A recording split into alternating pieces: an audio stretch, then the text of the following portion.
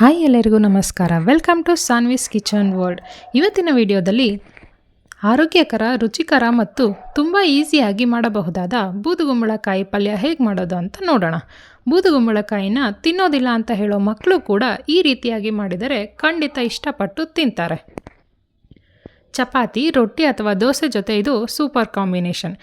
ಈ ರೆಸಿಪಿಯ ಒಂದು ವಿಶೇಷತೆ ಏನಂದರೆ ಇದರಲ್ಲಿ ಪ್ರೋಟೀನ್ ಯುಕ್ತ ಕಡಲೆಬೇಳೆ, ಶೇಂಗಾ ಪುಡಿ ಮತ್ತು ನ್ಯೂಟ್ರಿಷಿಯಸ್ ತುಂಬಿರುವ ಬೂದುಗುಂಬಳಕಾಯಿನ ಯೂಸ್ ಮಾಡ್ತಾ ಇರೋದು. ಹಾಗಾದರೆ ತಡ ಯಾಕೆ, ಬನ್ನಿ ಇವತ್ತಿನ ಆರೋಗ್ಯಕರ ಮತ್ತು ರುಚಿಯಾದ ಬೂದುಗುಂಬಳಕಾಯಿ ಪಲ್ಯ ರೆಸಿಪಿನ ಶುರು ಮಾಡೋಣ.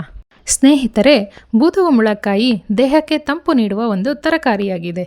ಇದರಲ್ಲಿ ನೀರಿನ ಅಂಶ ಹೆಚ್ಚಿದ್ದು ಜೀರ್ಣಕ್ರಿಯೆ ಸುಧಾರಿಸಲು, ವೆಯ್ಟ್ ಲಾಸ್ಗೆ ಮತ್ತು ತೂಕ ನಿಯಂತ್ರಣದ ಜೊತೆಗೆ ದೇಹವನ್ನು ಹೈಡ್ರೇಟ್ ಆಗಿಡಲು ಹೆಲ್ಪ್ ಮಾಡುತ್ತೆ. ಮೊದಲು ಬೂದುಗುಂಬಳಕಾಯಿಯನ್ನು ಚೆನ್ನಾಗಿ ತೊಳೆದು ಸಣ್ಣದಾಗಿ ಕಟ್ ಮಾಡ್ಕೊಳ್ತಾ ಇದ್ದೀನಿ. 1/4 ಕಪ್ ಕಡಲೆಬೇಳೆಯನ್ನು 3 ರಿಂದ 4 ಗಂಟೆಗಳ ಕಾಲ ನೆನೆಸಿ ಇಟ್ಕೊಂಡಿದ್ದೆ. ಮಾರ್ನಿಂಗ್ ಬ್ರೇಕ್ಫಾಸ್ಟ್ಗೆ ಏನಾದರೂ ಮಾಡೋ ಹಾಗಿದ್ರೆ ನೈಟೇ ನೆನೆಸಿಟ್ಬಿಡಿ.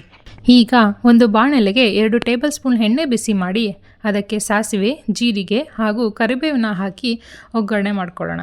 ಇವಾಗ 4 ಮೀಡಿಯಮ್ ಸೈಜ್ ಈರುಳ್ಳಿನ ಸಣ್ಣದಾಗಿ ಕಟ್ ಮಾಡಿ ಸೇರಿಸಿ ಚೆನ್ನಾಗಿ ಈರುಳ್ಳಿ ಗೋಲ್ಡನ್ ಬ್ರೌನ್ ಕಲರ್ ಬರೋವರೆಗೂ ಹುರ್ಕೊಳ್ಳೋಣ. ಈಗ ಕಟ್ ಮಾಡಿರೋ ಬೂದುಗುಂಬಳಕಾಯಿನ ಚೆನ್ನಾಗಿ ತೊಳೆದು ಇದಕ್ಕೆ ಹಾಕ್ಕೊಳ್ಳೋಣ. 3 ಟೊಮೊಟೊನ ಕಟ್ ಮಾಡಿ ಇದಕ್ಕೆ ಸೇರಿಸಿ ನೆನೆಸಿದ ಕಡಲೆಬೇಳೆಯನ್ನು ಹಾಕ್ಕೊಂಡು ರುಚಿಗೆ ತಕ್ಕಷ್ಟು ಉಪ್ಪು ಹಾಕಿ ಚೆನ್ನಾಗಿ ಮಿಕ್ಸ್ ಮಾಡಿ ಬೂದುಗುಂಬಳಕಾಯಿ ಬೇಯೋದಕ್ಕೆ 1 ಗ್ಲಾಸ್ ನೀರು ಸೇರಿಸಿ ಲಿಡ್ ಕ್ಲೋಸ್ ಮಾಡಿ ಬೇಯೋಕೆ ಬಿಡೋಣ. ಬೂದುಗುಂಬಳಕಾಯಿಯನ್ನು ಮಧ್ಯ ಕೈ ಆಡ್ತಾ ಇರಿ.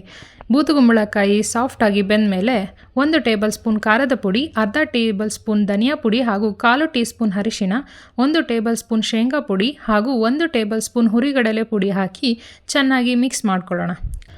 ಕೊನೆಯಲ್ಲಿ 2 ಟೇಬಲ್ ಸ್ಪೂನ್ ತುರಿದ ಹಸಿ ತೆಂಗಿನಕಾಯಿ ಮತ್ತು ಕೊತ್ತಂಬರಿ ಸೊಪ್ಪು ಸೇರಿಸಿ ಇನ್ನೂ 5 ನಿಮಿಷ ಸಣ್ಣ ಉರಿಯಲ್ಲಿ ಬೇಯಿಸ್ಕೊಂಡ್ರೆ ನಮ್ಮ ರುಚಿಯಾದ ಆರೋಗ್ಯಕರ ಬೂದುಗುಂಬಳಕಾಯಿ ಪಲ್ಯ ಸರ್ವ್ ಮಾಡೋಕ್ಕೆ ರೆಡಿ ಆಗಿಬಿಡುತ್ತೆ ನೋಡಿ.